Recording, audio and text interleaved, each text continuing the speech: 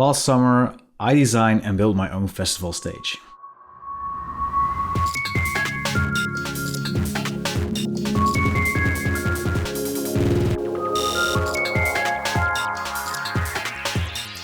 Dreadlabs. What's going on, everyone? My name is Tom from Dreadlabs and I'm a visual artist and graphic designer, and apparently also a stage builder. So today I'm going to tell you the story of how I came to be a designer and a builder of a festival stage. That's right, because Dreadlabs, although I've been really quiet in the last year in 2024, I did a lot of stuff behind the scenes while not working on my YouTube channel, and one of those was build and host my own festival stage. So I want to tell you a little bit of how this project came to life, the creative process and building process of designing one stage, as well as stuff that I would have probably done differently and things that I learned along the way. So if you watch my videos regularly, you probably noticed that I've been absent for the last couple of months, and there have been many reasons for that, but one of those reasons was to build and maintain the second part of Dreadlabs, which is called Dreadlabs Music. So as you might know, I started being a graphic designer because I was a music producer, DJ, and I also organized my own events, which in return caused me to start graphic designing in the first place. But once Dreadlabs really took off, the videos and the main focus on the channel shifted towards graphic design and visual art, which was fine by me, but I've also wanted to do something with the music part of me on Dreadlabs, which is why I started the second channel, Dreadlabs Music. During the first year, we started experimenting with a couple of music related videos such as tutorials, jam sessions, as well as recording DJ sets from talents in my local area. During the second year, the video shifted more towards these DJ sets and giving other people the stage so that I could focus more on the visuals for those DJs. And all of this was recorded in my office space. And if you do not know, the office space that you're looking at right now, this one, is not the same office space, it's a lot smaller, which caused us to stop recording the DJ sets in our office in the first place. And during 2024, we searched for a lot of different locations in and around the city that I live in the Netherlands, in order to record some DJ sets. We've done a couple of pretty cool ones. One that was including a poster exhibition of posters by my own design, which was really nice. But this was also around the time where we saw an open call from Solar Weekend Festival, which is a pretty large festival here in the Netherlands, and they basically were searching for creative people to add something to their festival. Together with a couple of friends that helped me run Dreadlabs Music, we decided to submit our own idea. The main reason for this was that we could have a couple of people perform at a festival and record their DJ set in the process. But in order to get accepted by this festival, we of course needed to have a creative, cool idea in order to get people into the location that these DJs were playing. This is where our concept Tunnelvision came in. Tunnelvision is the name of our stage, which would consist of a long dark tent that would go from the front to the back. In the back, DJs would be playing, and over the people that would enter the tent, there would be hanging a lot of plexiglass panels, which would be lit up from the inside, and by turning the first one on and then the second one on and the first one off, basically creating a sequence like that, you would create a tunnel effect as if you were driving through a tunnel. By just using LEDs, that would be pretty boring, and I think it's already been used, so I figured I can make this more interesting by attaching the lights to a plexiglass panel and carving an illustration out of the panel. Basically, the roughness of the illustration or of the carving would diffuse the light, or would help it light up basically. I'm not a scientist, I have no clue how it works. Basically, if the panel is clear, the light goes straight through it and you will only see it light up from the ends of the edges of the panel. But if you scratch in there, the scratch lights up. So I figured, let's make 10 illustrations and carve them right into that plexiglass panel. So we pitched this idea to Solar Weekend and they really liked it. The only problem with it was that it was a tent, and everything that would be interesting would be inside the tent, and people wouldn't really enter the tent if there wasn't anything outside. So we revised our idea. We came up with a giant smiley that would be on the top of the entrance of the tent, as well as a couple of tribal shapes we would cut out of wood, which would in return be lit up by blue lights. The tribal shapes would be painted in the neon green that you're familiar with if you know my channel, and this color basically lights up really well against blue light for some reason. Again, I'm not a scientist, no clue how it works, but it just works that way. So we sent the revised idea back to Solar Weekend and they really liked it, and we got accepted into their program, which would mean that they would fund our idea and we could actually start building. There was, however, one problem. I've never done any woodworking projects, I've never made anything with LED strips, I never made anything with DMX, and I don't know how to control LED strips with DMX. So let's counter all of these things and how I learned them and the difficulties that came along the way. For the tribal shapes, I drew something in Procreate. I projected that with my beamer onto a couple of cardboard pieces that I stuck together with some tape. I would then cut out the shape out of the cardboard so that we have a cardboard stencil. This stencil we could then drop onto some OBS wooden panels. We got a couple of OSB panels and we laid down the stencil on top, traced it, and then cut it out with the jigsaw that I inherited from my late grandfather. Then we would sand down the edges, put a couple of layers of primer on the top of the wood, and then spray paint it into that neon green that you're familiar with. This process took quite long, a lot longer than I expected, and that's mainly because in the first couple of weeks we were just with the two of us instead of the 3 or 4 people that we expected to work with. There was a lot of rain last year in the Netherlands, and since we were doing all this in my backyard, every time we needed to paint something, it had to dry somewhere and there wasn't really space for it to dry, and we needed to make 20 panels of these double-sided paint. So yeah, we had to paint and dry 40 sides of panels. So eventually we bought a tarp. I'm a tarp guy now, love tarps. The only problem is there's not really that many high places that I can hang the tarp from, which then meant that we could actually paint in the rain because the tarp was over us, but we couldn't actually store them and dry them there. So yeah, this took a long time, but eventually we managed to finish it. Around time summer started, it actually started being sunny, which was nice because the spray paint would actually dry really easy. After the spray painting, we also covered them in varnish just to make sure that the spray paint wouldn't just wash off when it started raining at festival or something like that. So another part of our outside decor was the signs that we've made on the entrance, which is basically the same process, only that we've painted and projected some letters onto there so that it would say Dreadlabs Tunnelvision, but also our little guy, Balthazar. Balthazar is the name of the giant smiley face that we would be making and putting on top of the entrance. Balthazar was a little bit difficult. He was supposed to be finished way earlier, but we kept finding new ways to actually create him.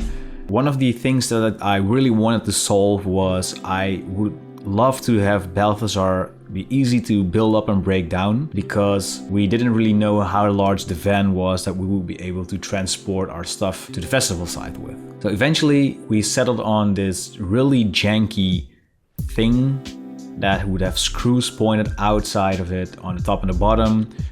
To that we could have attached a couple of plastic pipes that we've bended down to shape using a heat gun. And this would create Balthazar's skeleton, I guess. And then we would cover this with yellow fabric and then paint the fabric so that it has a smiley face on there. The first idea was to use wood, and the second idea was to just use like iron wire and like a lot of different things, and that's why basically every time we wanted to work on him we tried something else to do, because there was like a lot of stuff to do during the whole process. So Balthazar got a little bit left behind. But luckily, eventually, thanks to my lovely girlfriend Lopke, she was able to bring Balthazar back to life almost all by herself. But his yellow skin would basically be a little bit too heavy for the plastic pipes. Because he was like hung high up, the shape of his skin would be a little bit weird. So what we actually had to do is we had to nail down his skin. I'm not saying skin on purpose. Anyways, the last challenge that I have with Balthazar was that I actually had to paint his face in 3D, but since his skin, not the fabric, his skin was kind of like falling inwards a little bit on the top. He looks a little bit droopy. I actually personally think he looks kind of cute, but it doesn't really look anything near a normal smiley that I've envisioned from the start. But he is kind of cute. Probably the largest part of the challenge was the actual inside, the panels. So the first thing that I needed to learn was how to connect an LED strip so that you can control it with DMX. And for the people that don't know, DMX is basically one of the most widely used languages or methods to control light programs. So with DMX you can basically tell whatever the color of an LED should be, how strong it should be, if it should be flashing, fading, stuff like that. So I ended up getting a couple of DMX decoders which you could easily hook up to your LED strip. I also had to buy these separate power adapters. You have to cut off the adapter from, and then I have to just attach the wire from those adapters to the DMX decoders. So this took a lot of screwing. And it also felt wrong to like just cut off a cable like that. But eventually you can see that if you plug in the power adapter that the LED actually lights up. So I had to make 10 versions of these with 10 LED strips. All of them were 2 meters long. And the next part was connecting all of these with DMX cables and then have one of them connected to my laptop with a DMX decoder. No, not a DMX decoder. The NTEC Open USB something. I don't know. Basically, the DMX cable of the first decoder of the first lamp is connected to a converter, which converts it into the DMX NTEC thingy, which in return goes into my laptop. And on my laptop, I downloaded this free software called QLC Plus, which helped me program the lights. Let me tell you, this whole process took about, I think maybe a month or something, in order to learn everything, order the right parts, connecting the cables correctly and stuff like that. And it was actually such a thrill when the LEDs started actually moving. I was really happy with that. I had no room left in my office space here when I had to lay them out and actually program the lights. Also, at one point my windows were open because it was pretty hot out, and then suddenly it started storming, so a lot of water rained like right into my office. Luckily nothing broke down, but I was so scared that something did, because then I would have to start all over again. But yeah, that didn't happen luckily. So the next step was attaching these to the plexiglass panels. At this point I kind of realized that I really didn't think about it at all. So what I did was I bought these 2 meter long aluminum profiles, and they were L-shaped. And on the one side I would attach the LED strip and then basically drill holes into the profile as well as in the plexiglass panel. And then I could just attach the L profile to the plexiglass panel with a couple of bolts and nuts. So the next part was creating the illustrations and engraving them onto the plexiglass panels. At first I wanted to do some really detailed, intricate illustrations, as you can see on the first sketch here. But we soon found out that that would just take way too much time. So in the end, I just created the same smiley and have it gradually become angrier and angrier and eventually go crazy and getting like a third eye and stuff like that. A little bit psychedelic. And this was also because I was heavily inspired by the main stage of Solar Festival that year, created by Tattoo Thomas and Wave Your Brand. You should really check them out. Shout out to them. Anyways, what we did was I grabbed my beamer again, I projected the illustration onto the plexiglass, we had it traced with markers, and luckily there was still protective coating on the plexiglass panels, and then we were basically able to carve wherever we saw the tracings of the markers. This was probably the most time-intensive thing of the whole project, and on one side it is because we first bought a lot of these like Dremel tools but on Temu, and they were really cheap and they broke down, and then we actually got a proper Dremel multi-tool, but we used the wrong drill bit, and once we actually figured out which drill bit to use, it would only cost us about 4 to 5 hours per panel, I think. Yeah, because it's such an intense thing, like you have to wear a glove because like otherwise the plastic residue comes into your skin, and it like the multi-tool is also like spinning really hard, which causes you to go like your hand goes numb a little bit after like maybe an hour or two. But eventually we carved out the illustrations out of the panels, but since the protective coating would still be on there on the parts where we didn't carve, we weren't really able to see if the lighting effect worked properly. And the reason we kept the protective coat on was just so we could transport it without damaging it. So lastly, we needed to make a method to hang these panels onto the truss beam that would be hanging in the ceiling of our tent, as well as attach to the DMX decoder somewhere, because they were quite heavy and they were only connected to the LED strip by a couple of thin cables. So what we came up with was a square bar, also made of metal or aluminum, something like that, that was strong enough to basically carry the whole thing. So the way we did it was we drilled a couple of holes into the bar. We would loop a metal wire through the bar and then through the plexiglass panel, and then we would loop it back and attach it with these like metal wire holder thingies. I don't know, I've seen them in my gym. I don't know, if you go to your gym and you see a couple of machines, you see that this method is often used to carry the weight. So I figured it would probably be strong enough to carry like a plexiglass panel. And to this bar we would also attach the DMX decoder. On the top of the bar we would install these hooks for truss beams. So yeah, we would basically be able to attach the bar to the truss beam, and the truss beam would then just carry everything that it needed to carry. Eventually, literally only like 2 hours before midnight, maybe an hour before midnight on the day before we had to leave for the festival, we were finished with the whole project. So now that the build was finished, we of course still had to install it and control it at the festival site. So the festival starts and opens to the public on Thursday, and on Thursday and Friday people can come in and be at the campsite. And the actual festival site opens on Saturday and closes on Sunday night. So our stage was at the festival site, so we only had to run for Saturday and Sunday. We left for the festival and transported everything on Tuesday and built up the whole setup on the outside, which was done in, I think, maybe 1 day. There weren't really too many problems with that. The only problem that we actually encountered with the build was there was a technical party that would put up the tent. Because the panels are pretty high, we would need a really high tent. Otherwise visitors will be able to touch the panels when they will be hanging above them. So the tent wasn't really high enough, but also the truss beam wasn't hung up all the way to the ceiling, and the technical party on multiple occasions kind of refused to do this and asked us if we could do it ourselves. But again, we're not professionals, so we were kind of like awkwardly saying okay, and then looking at it and realizing there's no way we could do this in a safe manner, which resulted in some altercations. But eventually the whole project was hung up. Sadly, because of the height of the tent, people were still able to touch the thing, and some people are just jerks who try to destroy everything they see if they're drunk. But luckily nothing got destroyed during the festival and the whole system was actually hung up properly. If we would go back, I would love to have it hang on a distance so that people wouldn't be able to touch it at all. Once everything was hung from the ceiling, we were able to attach the proper cables, and probably one of the greatest moments of my year was being on the ladder, attaching the cables and turning the very first panel on. And my friend Bram, who's also working with me on Dreadlabs music, he does a lot for it.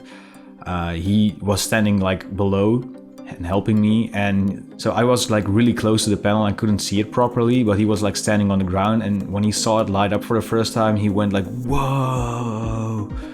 And just like seeing his reaction and his amazement was like, I worked for maybe 4 months on something and it didn't suck. Like it actually did pay off. So we didn't really took off the protective coating until we were at the festival site and hung up the panels. So up until that moment, I had no idea what it would look like. And luckily it looked as great as I envisioned it. The lighting was even better. So I was really happy with that. So this was a project that took me about 4 months start to finish, I think. Yeah, around the beginning of April we submitted our idea, and around the beginning of August we actually had the festival. If you want to do something like this, here are some things that I learned from my process. The first one is basically calculating an error margin into your budget. We didn't really do that, and for example the OSB wood that we used was really cheap and broke down really easy. Luckily during the build only one broke down, but this also resulted in the visitor breaking everything down.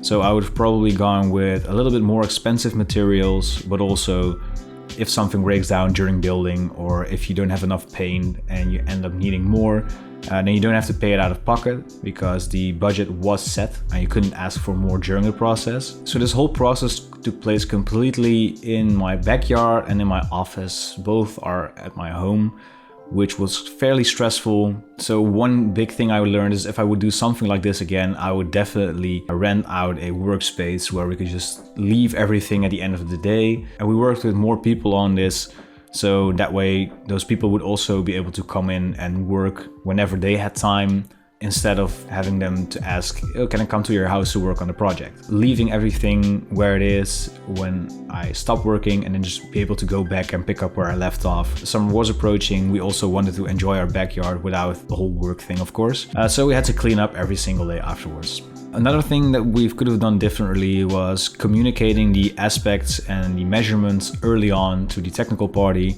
and maybe like double ensure them that the tent is high enough, because we weren't really able to cut down the plexiglass panels on the festival side because it would just break down. So communication was a big thing in general for the whole project. Also, because I was just so heavily focused on what would be happening inside the tent, I could have probably done a lot better on the outside of the tent. I forgot to mention that we also didn't get the length of the tent that we wanted. We actually wanted a 15-meter long tent, and the tent was 20 meters long, which made it a lot larger, which made our decorations for it a lot smaller. So probably we should have done something about that as well.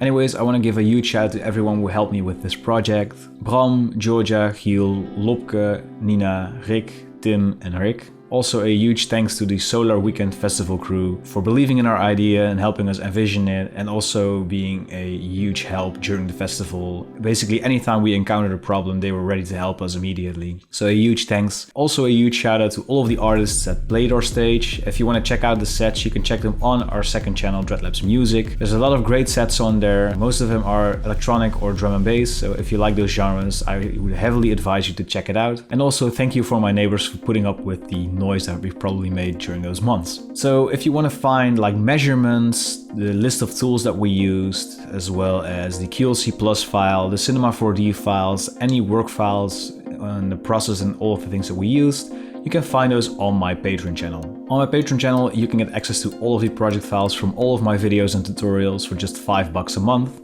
And if you go to $10 a month, you also get access to some exclusive tutorials as well. So I know this is the first video I've uploaded in, I think, about 8 or 9 months now. I just want to tell you that I'm coming back to YouTube. I've recorded a lot of tutorials in the time that I've been offline, and I've worked a lot on what I wanted to do with Dreadlabs, and I found new motivation to come back and create some really cool content. So if you're not subscribed yet, subscribe, ring that bell button so you never miss a new video, because there's a lot of cool stuff coming. You heard it here first, just so you know. Anyways, if you have any questions about this project or any questions at all, tutorial requests, anything you want to share with me, leave it down in the comments below and leave a like on this video. And with all that being said, this is Tom from Dreadlabs tuning out. Thank you so much for watching, and I'll see you guys in the next video.